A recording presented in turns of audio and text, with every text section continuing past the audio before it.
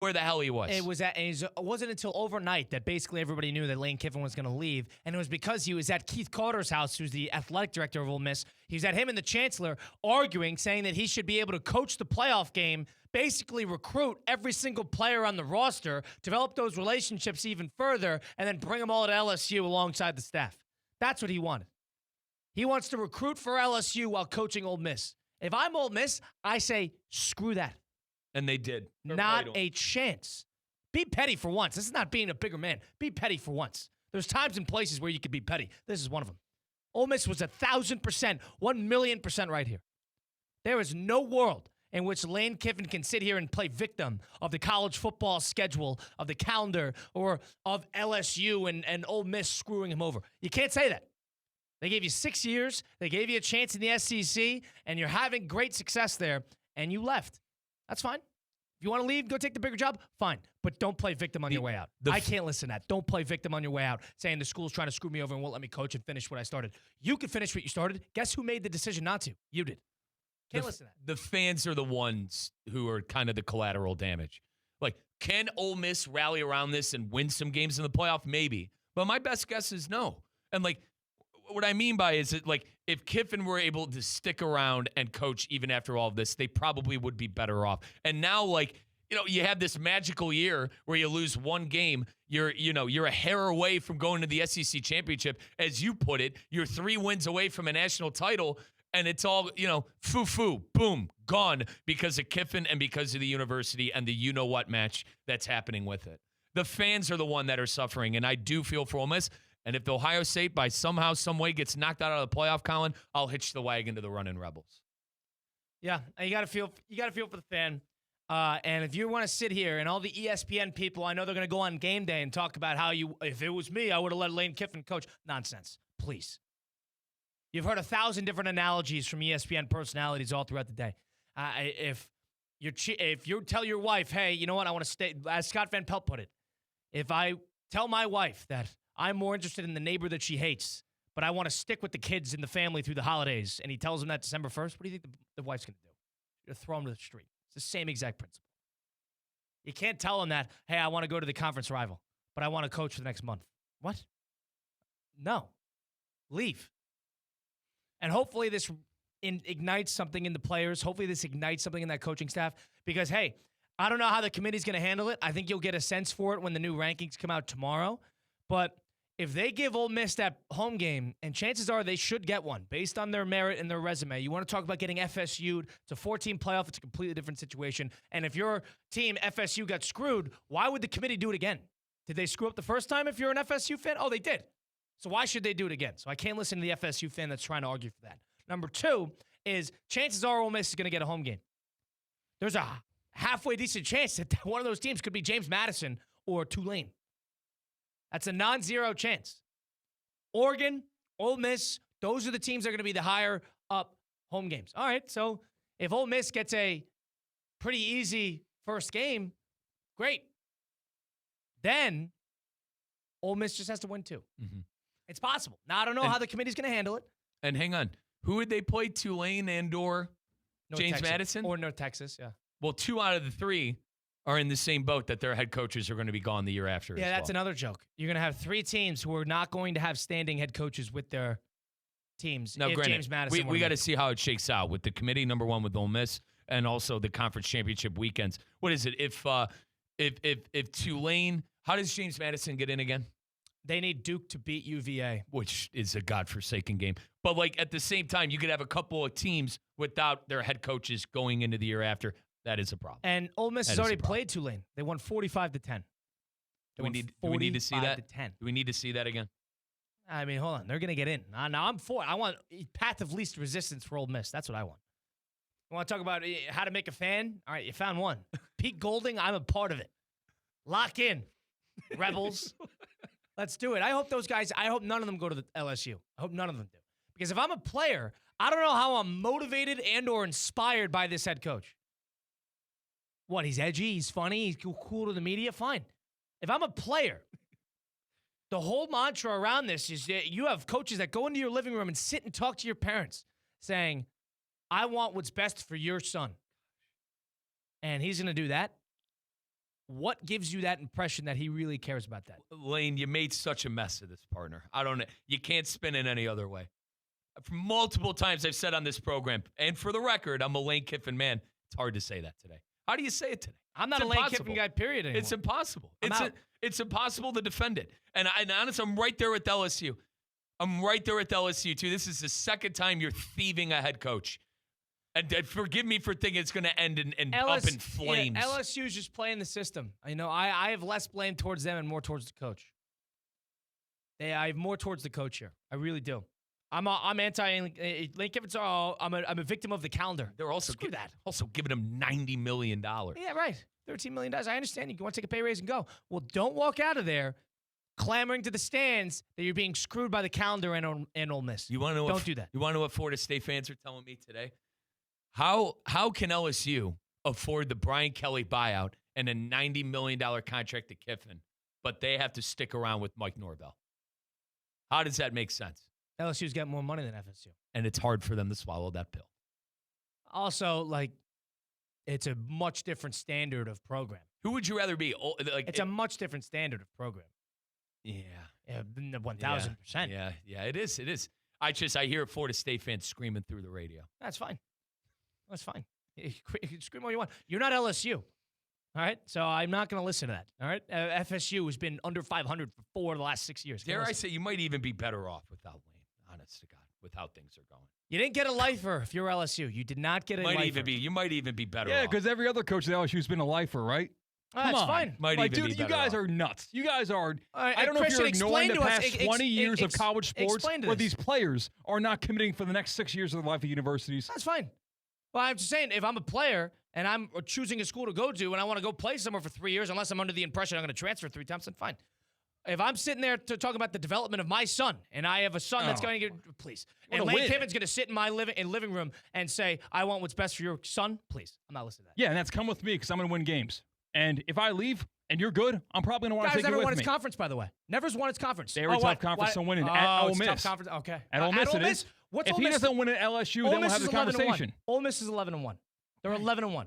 So is Lane Kiffin doing a bad job or a good job? I'm saying he's doing a fine job. He's never won his conference, but he's a good coach. You can't tell me he's a great coach. What tells you that? Hang on. What tells you that? He's been thrown out of every place he's ever been in. Every single one. He's been thrown out of every single place he's ever been in. Who's done better at Ole Miss than Lane Kiffin? That's fine. Who's done better at FAU than Lane Kiffin? It's fine. You want to run away with that? Great. He's been thrown out the door of every single one. No, he hasn't. What are you talking? What do you mean? What happens? USC, the tarmac incident. You want to talk about that? Was Alabama? That was before Tennessee. Ole Miss, before FAU. He bailed on them. So Alabama saved him, threw him out the door, and then he goes, fine. And then Ole Miss, they couldn't get him out of there faster.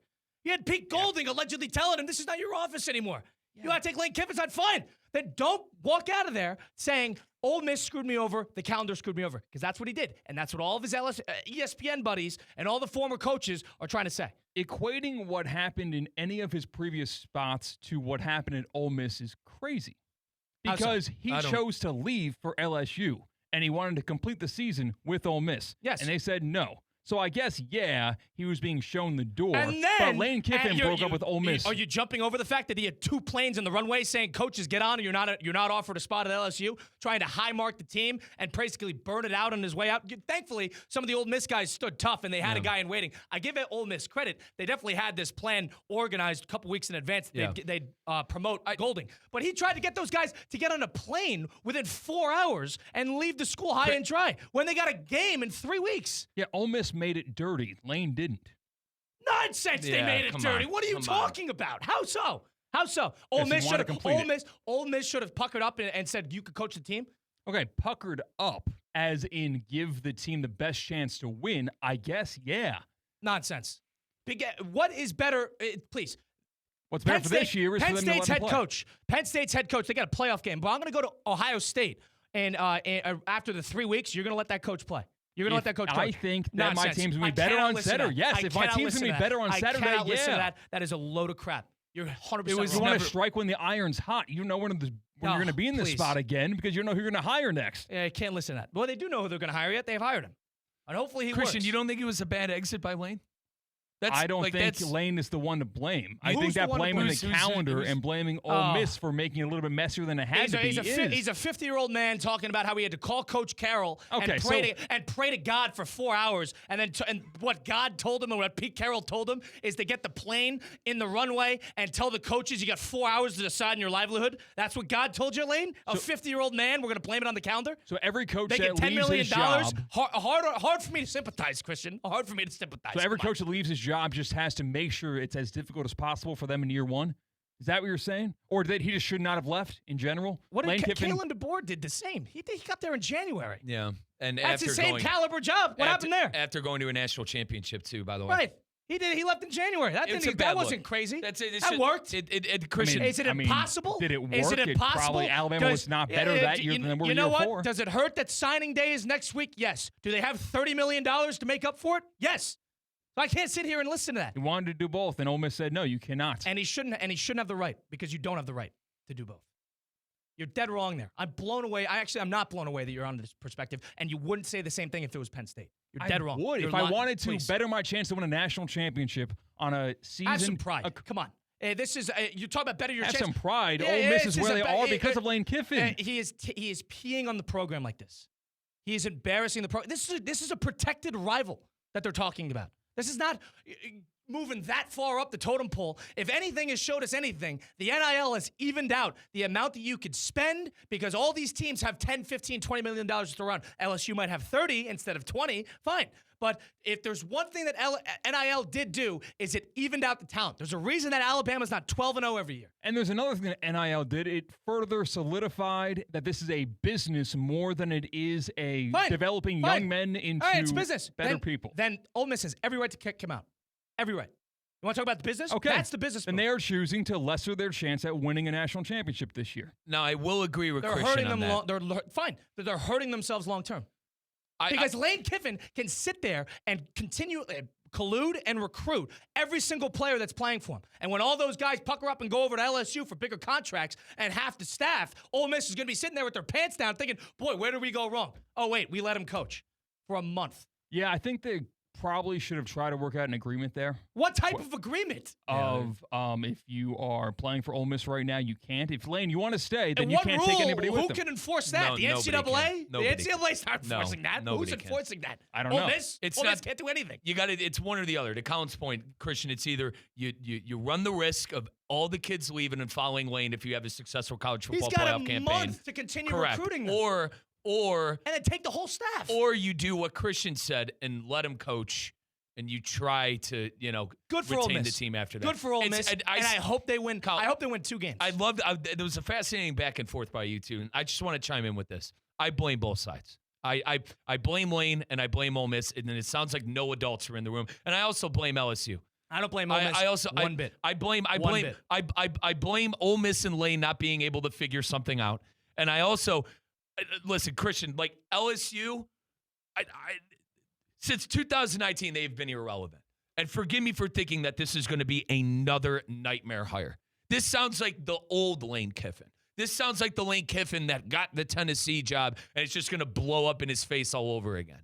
As you said, Kyle, he leaves fires in the rearview mirror. Like, you think... It burns every place down the way out. Like, that's why I keep saying it's hard to defend Lane Kiffin today. You think he learned something after going to FAU. You think he learned something after coaching with Nick Saban. It's the same thing. I can't... It's the same and there's thing. no convincing me that he called Nick Saban and Saban told him to do that. There's no way. 888-760-3776. Number to get into the program. That's 888-760-3776. We go to Stuart. Randy and Stuart, welcome into Russo Rizzo. Randy, hello. What's going on? Well... If you think about the timing of everything, he was forced by Ole Miss to make the decision now. Right. Everybody was coming after him. And Ole Miss said, "We need you to commit to us right now."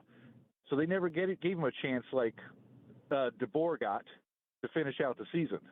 Oh, hold on. Alabama didn't know that Saban was retired, so you got to keep that in mind. Right. Alabama, this was a January move because they had to replace Saban. LSU wants that coach in on December 1st because the signing day is in 2 days. That's probably you can't just say this is just Ole Miss forcing him to make a move. LSU was sitting there, hey, $90 million in a bag here. We need you next week. And that's why I'm faulting them as well. But go ahead, Randy. So lay out a scenario where he could have switched jobs, which you admitted that LSU's the better job. A scenario timeline wise, how he could have done this with that. Fair. If there was a best case scenario on doing this, first of all, I don't think you can leave based on how the much success they've had. Fine. If he really wanted to leave and if it was that important to him to coach in the college football playoff, you'd tell LSU, "I'll talk to you in a month. I'll talk to you in a month." And if they say no, fine. I totally get that. And they say fine, then call their bluff. Yeah. Call their bluff. I'll talk to you in a month. If this is really that important, if Lane Kiffin's that important, go get John Summerall. I dare you. See what they say. That's what I would have done. And let me prove that I'm the guy by going on a college football playoff run. That's why I say, boys, both sides, all three. I say both. No, three of them. LSU, Ole Miss, and Lane are all at fault. And Randy, can I fault him for taking the better job? I can with the timing, but I guess I understand that it's a bigger job. I admit that. But what I can say is I can't sit here and sympathize for Lane Kiffin when he sits there and says, "Oh, I wanted to coach. I tried to coach. I wanted to be there for the guys. My heart's in Oxford." That is such a load of crap. Nobody buys that. This is I don't sympathize with him either as far as that goes, but I agree with him. He wants to win national championships, and he's got the better chance at LSU. And that. But Randy, why coach? Randy, you're 11-1. You're the 6th overall seed. Why coach? Why coach if you're going to walk away here? What are the odds right now on LSU Ole Miss winning? Would you make? They're not high. You want to do that point. You want to do the odds-on favorite game? Fine. Do they have a fighter's chance? Yes or no? Yeah, if everything falls in their favor. What are we talking about? They're going to get a home game. There's a good likelihood that they're going to get a home game and a winnable game at that, and they'll have a chance to play in that second game. There's a chance. I don't think that's. I mean, you're a couple wins away. Appreciate the call, Randy. I understand his point. You're trying to think objectively here, but there is a subjectivity that goes into a decision like that. To sit here and say that he could have both, of course I could judge him for that. Of course I could criticize him for that because I think it's wrong. Leaving Ole Miss like that. If you're Ole Miss, you let Lane coach not for Lane, but for the team. Like you owe it for everyone on that roster to try to win a championship. I'd make an argument 10 out of 10 times that is the worst part. That will not do them as much good as you'd think. It's the SEC. Everybody would know he's out of town, and everybody's going to be recruited while they're doing that. And you don't act like that's not going to happen, especially with Lane. And he would recruit every single one of those guys that he wants to keep around to LSU in the middle of preparing for that college football playoff game. I'd make an argument that they'd be even more split focused. I'd make an argument, and I don't understand. If people want to say no to that, I don't understand what you're thinking about. His mind's on LSU. He was hanging out with the number 1 overall recruit in his LSU office yesterday. Yeah, we know how things go, too, guys. They were never led. Christian, is it the right move? Probably. But you know how petty these SEC teams are. This was never happening. This was never. He was never going to be able to coach. It would not have been the right move. Good for Ole Miss. You like it. Good for absolutely. You like it. Have a little pride.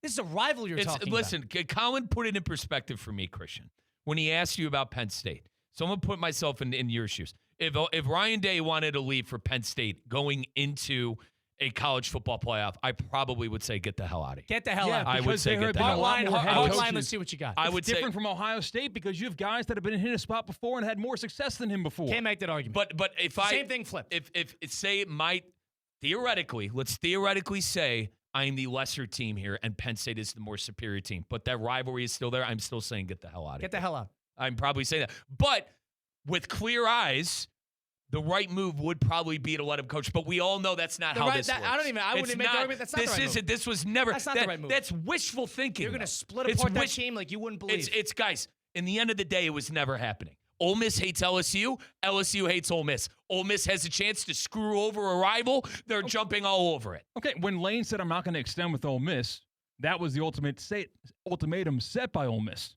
indicating that he's not going to be here next year. Well, yeah, because they said that. Ole Miss said they'd match anything he'd get. They'd match that. They said that. And they also found out he was in bed with LSU. That's my. I'm speculating there. Hold on. His decision. Let's call it. We see it. His decision was not made on Saturday. He was trying to find a workaround to do both. Yes. He wanted to go to LSU. I would make an argument 3 weeks ago. But he did not make that decision at the time of which he had to make that decision until Ole Miss told Lane Kiffin, "Hey, sign here long term, or you're done. Thank you very much for your services. And Ole Miss didn't have to do that. They absolutely had to do that because LSU, keep in mind, you think LSU, we haven't even gotten LSU's thoughts on this. You think LSU would have let him coach? I think it's one thing to see if Lane would. I think LSU would say, we're paying you $90 million. You come here right now. Yeah, you're here on Are Monday. you kidding me? Ultimatum. Having your next head coach winning playoff games in the SEC, albeit with a different team, I think that'd be a pretty good recruiting tool for LSU. LSU has money. They don't need the recruiting tool. It's LSU. They don't need the recruiting tool because, The hey, report- look at our guy coaching at Ole Miss. They don't need The that. report from On3. They need the Ole Miss coach there talking to the player. The report from On3 is that they're going to be depositing $30 million into the roster for Lane year in. Yeah, fine. But to sit here and say that Ole Miss is wrong for not letting him coach, I can't even fathom that. Have a little pride. This is a prideful program. I can't fault him. Do I think the right move is to let him coach? Probably, but I can't fault him. All I'm saying is, though, I don't look at Ole Miss and go, shame on you. That's all. The point I'm trying to make is, I don't look at Ole Miss and go, yeah, you made the wrong move. Shame on you. I don't do that. Game. They're still going to win a playoff game. They're 11-1. Okay, you can't say that for certainty. Fine. When they get matched up with James Madison, they're going to be a 17.5-point favorite. All right, then we can have a conversation. If they lose to James Madison, you know what? I will bow down and say I'm sorry. Is that the goal of the season for Ole Miss, is to win a playoff game? Well, clearly the goal for Lane Kiffin wasn't to win it all because he left. Goal for Lane Kiffin was to get to the next stage, apparently. That's it. Well, if it was up to Lane Kiffin, he would have left And after the playoffs. And hang on, that was the goal for Lane Kiffin. Another good point Colin made. Who was it? Randy from Stewart. He said, "Then this is why you coach, to get to these big positions. That's it. Why you coach? lost one Why game coach? and you're 3 games away from You're a national couple wins championship. away. You're a There's couple something wins to be away. said there. Why coach? There's something to be said there. Why And do this? That's why I go back to both sides are at fault. This is the best season Ole Miss has had in 30 years, and this is the best season Lane Kiffin has ever had as a head coach. And you somehow find a way to screw it up. And who's the one getting, caught in the middle of it? The damn fans. Good for the Lane. fan base. Good for Lane. He's sacrificing For what? here. I'm sure he would love to be coaching. Good for Lane for he what? wants to. He's sacrificing please, here. For please. what? He's just contrarian for No, the I'm point of it. not. I'm happy for Lane you don't Kiffin. have He's a getting play, a dream please. job right You're now, completely and he's paying the hypocritical. price for You would it. never think this with a Penn State coach. Yes, I would. You never in 1,000 years. Never. Not even a question in my mind. There's no way. If you're a proud fan, a true fan, please, not listen to that. Oh, I'm going to Ohio State. Give me a month. And then all of a sudden, all the Penn State staff and Penn State players go to Ohio State. You're caught there with your pants down. What do you think they're going to say then? If he gave Penn State something no one's ever had before, please. I think I would be It's thankful. more embarrassing in that position than it would be in the previous one, in the what Ole Miss is currently in. Ole Miss looks better here. Lane looks bad.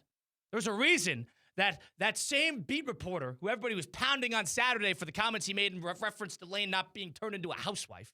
And now all of a sudden everybody's on that guy's team because Lane proved that Lane is all about himself. And I understand it's a coach's sport. Coaches are egotistical. Coaches are mostly narcissists. Coaches care about themselves. But Lane is trying to sit here saying, I'm trying to win championships. But you're walking away when you have an opportunity to do that. 3 games away. Don't tell me he's being forced at the door. He chose this. By the way, he's choosing to leave the job. He is. Yes, obviously Yes. He's choosing at the time you wanted to leave the job. That's your choice. You make your choices. Own the consequences. You think pros and cons. You don't think you knew this? Pros and cons of this job. All right, LSU, I get more resources to play with. I get a bigger contract. Cons is I will never coach Ole Miss again when Ole Miss, we put together an 11-1 season. He knew this. That's next season. It's not like he's asking to coach LSU last week. Well, hold on. This contract signed, is it not? It's December 1st. It wasn't signed until Ole Miss forced him to re-sign and extend. Of the decision that he made. This is him. Okay, Lane just got to lie then. I guess that's going to be the case. It wouldn't work. Wouldn't work. Everybody would know what are you, double agenting for LSU? You think that would work? No way. Okay, clearly. So Ole Miss is the aggressor here. So Christian's on the side of Ole Miss should just suck it up and let Lane be the coach. Like this on is the not side. a group of 4 team that is on the outside coaching the American. This is not that. This is an SEC school that is going to get a home game in the college football playoff. Can't listen to that. Okay, hang on, Christian. Colin is on the side that Lane is wrong here and good for Ole Miss. They have pride. They're not going to let him coach. What I'm saying here is they're both wrong, and they let the best season they've had in 30 years basically go to waste now. And listen, can they rally around it? Fine. Can these players, and help me out with the coach, Pete Golding, Petey boy, are they going to be able to figure it out? Maybe. But in the end of the day, these two entities, Lane Kiffin and Ole Miss, got in the way of their best season in 30 years. Lane's best career as a coach, Ole Miss's best season since Eli Manning. I mean, come on, guys. I am here for the fan today. I am here for the Ole Miss fan that is the collateral damage here. And don't forget about Emperor Palpatine and LSU, who's stealing another coach that's going to blow up in their face like the second Death Star. I can't listen to this. I'm on LSU too. I don't think LSU is getting a free pass here. This is the second time they're stealing a coach. Second time. They did it with Brian Kelly at friggin' Notre Dame. When you get all the game day guys going, well, they should let him coach. Nonsense. They're all talking because they got the same agent as Lane. Look him up, Jimmy Sexton. They all got the same agent. It's a PR tour, trying to make Lane to be out to be the victim. Lane is made his own decision, and now he's facing said consequences of this, and I can criticize that. And Christian is making it seem like the school is at fault because they stood their ground when a coach wanted to, in hindsight, take a dump all over their entire program. And me, I'm in the damn middle. Shame on both of them, and I feel for an Ole Miss fan today. Go to New Jersey, Cologne in New Jersey. Welcome in. What do you got for us? Hey guys, listen. The problem is Lane Kiffin. Lane Kiffin has a history and has a reputation. Because I think if it was any other coach, yes, they might have hit on it, but it wouldn't be this blown up. All right? And there has been a precedent set in the past. In 1976, Johnny Majors, coach of Pitt, #1 ranked, about to play Georgia in national championship. He takes the Tennessee job in December, and they still let him coach in the championship game. He wins the national title, and then he leaves next day for Tennessee. Johnny Majors, he was a great guy, great coach, and he won his alma mater. So no harm, no foul, and they lived the national championship. Lane Kiffin has a bad history. If he didn't have the bad history and this bad reputation, I don't think it'd be so blown up like the way it is right now. I tend to agree. I think the fact that Lane Kiffin is a big personality, appreciate the call, Cologne, that is part of the reason why we're playing this whole charade is because we know that Lane Kiffin, this is what he does. He doesn't care about anybody but himself. If anybody wants to say anything other than that, please enlighten me. Give me one example of Lane Kiffin acting selflessly in place of his university or players.